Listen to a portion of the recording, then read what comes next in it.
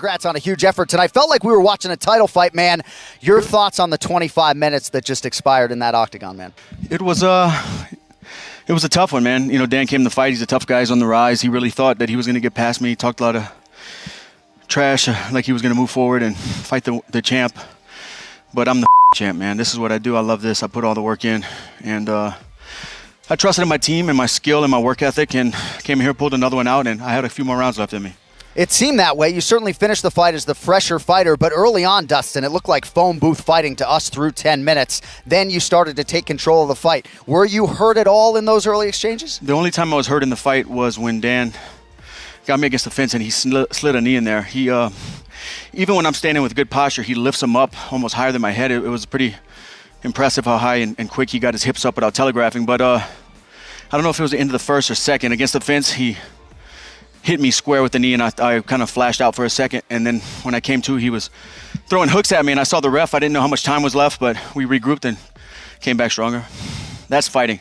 Fight isn't a fight until there's something to overcome, and we fought tonight. And you certainly overcame it tonight and dominated late in the fight. I know we talked during fight week about being in that proverbial zone as a fighter. I mean, you landed 76% of nearly 300 attempts tonight. Safe to say you felt like you were in a fighting zone tonight?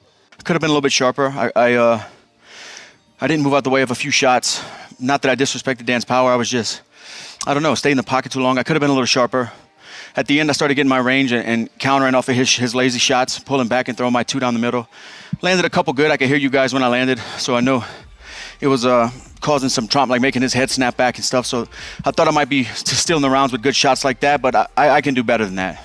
All right, well, you came in with the number 3 next to your name. I don't have to tell you the rest of the picture at 155 pounds, but what is next, and how soon can you turn this thing around us? I don't know. Maybe I'll fight at the end of the year. Maybe I'll fight next year. I don't know. I just want to go home to my daughter, and, you know, I'm a winner, man, and it was a long time off, the longest break of my career in 40 fights. Had to take 9 months off and sit on the sidelines. Couldn't put weight on my leg for 8 weeks. I had to overcome some stuff, man, and now that I'm a victor again, you know, want to get back to the drawing board, keep getting better, and I want to stay in love with this sport. I don't want to push myself or work myself so much to where that I hate this. And I've been doing this a long time and pushing myself to the limits every day. So I just want to do it right, man, and give it my all the right way.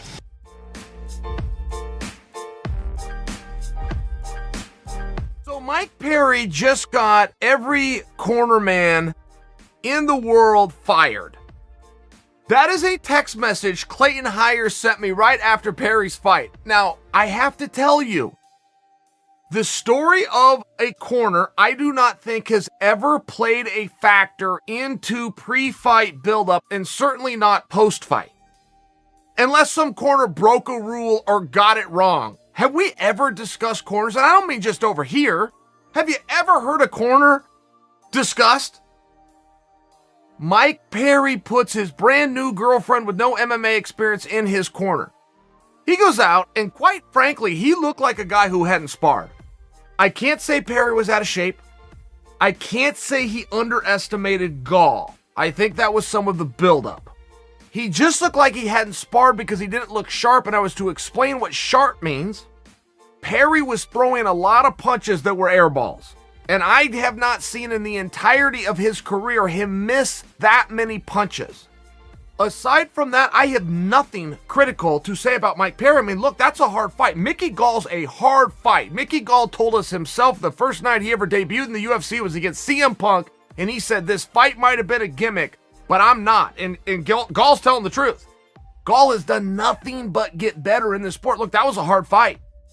If I ever told you before this fight, the fight's victor was going to win by top control, by grappling control, and that was going to be Mike Perry, you'd have taken that bet. And I'd have taken it if you were foolish enough to make that prediction to me. That's exactly what happened. Look, Gall was finding him on the feet, and a lot of it was wild stuff. I mean, it was stuff Perry, even with his pro boxing background, wasn't used to. It wasn't clean, straight punches by Gall. A lot of it was Gall moving and wanting to get out of the way and just throwing something, but it kept landing. It kept landing on Perry. All of a sudden, Perry closes the distance, puts him up against the fence. All of a sudden, Perry takes him down. Look, if Perry has a superpower, his superpower is strength. Mike Perry is strong as an ox. There was 2 different positions where Perry was caught in a guillotine and just pulled his head out of it. He wasn't fighting hands. He wasn't pushing in, reaching over the head. He was not doing any of the stuff that you would learn. He just muscled out of it. I mean, Perry is a brawler, but when the going got tough and he started to get fatigued, and everybody's going to get tired of the fight, Perry didn't slow down a bit. And that's why I talked to the fact that I can't say he was out of shape. I can't say he didn't take this serious. I can't say his body didn't look great and he made weight, did everything he said he was going to do. That requires a level of discipline and training. But Perry did not tell us before this fight who he was training with, who his coaches were. In fact, he gave us every signal that he did not have coaches.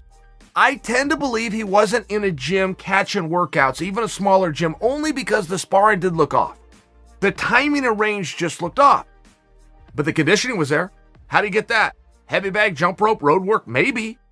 Maybe that's what Perry did.